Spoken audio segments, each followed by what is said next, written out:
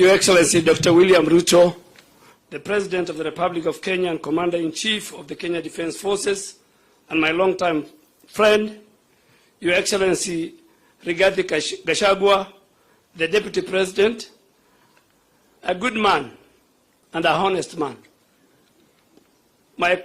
Your Excellency Musalia Mudavadi, our Prime Cabinet Secretary, Your Excellency the Speaker of the National Assembly, Honorable Moses Wetangula, and a long-serving Minister for Foreign Affairs, Cabinet colleagues, Excellencies and Ambassadors present, governors, the leadership of the Parliament, all members of Parliament present, friends, book lovers, and my good friends from the Fourth Estate.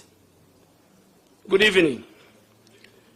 Your Excellency, thank you again, and all of you, for honoring this invitation to come and assist me in launching this book. For the record, it has been in the works for about 3 years. It was conceived during one of my lowest moments, the day I was abruptly fired as the leader of Majority Party in the National Assembly in June of 2020. At that time, I was upset at the betrayal, angry at the backstabbing, and I just wanted to breathe, and I had to process it all. Then a few weeks later, a friend sent me a package. It had books, the room where it happened, by the White House memoir by a man called John Bolton, a former US National Security Advisor. I read it closely, and it clarified my thoughts. It confirmed that I had a story to tell. Now that I think back, I was a majority leader for just half of my political life.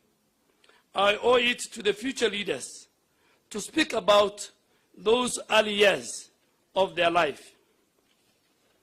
Your Excellency, when I spoke to another friend about writing books, he went to the bookshop and brought me a book titled The Deep State, The Fall of the Constitution and the Emergency of a Shadow Government by a renowned New York Times writer.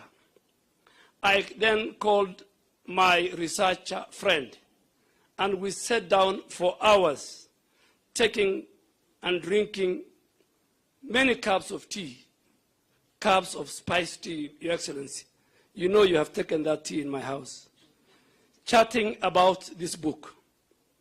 I think he read the pain, the regret, and the anger in my voice as I retold the major episodes of my life.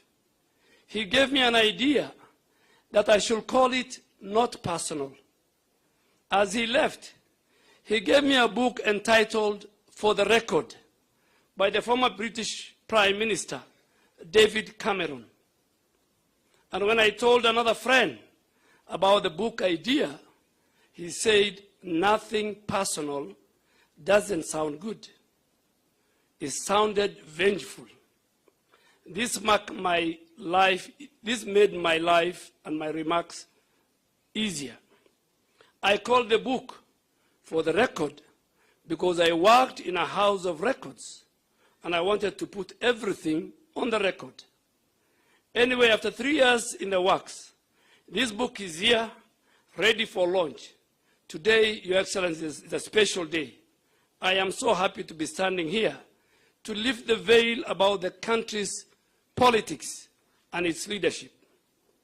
Distinguished colleagues, guests, and book lovers, for those who have not read the book, I will not want to spoil it for you, but perhaps I'll just tell you that it is the story of my life, my earliest memories as a young man in Garissa. You know, before the CBC, the competence-based curriculum, I used to sit with my mom every night. All my siblings did. She did not go to school, but she used to check our homework after it was marked.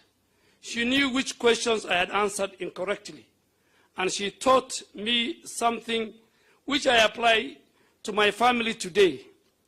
Also check that people know what they're doing and that they're doing it correctly. For instance, I don't speak French, but I harass my children when I see a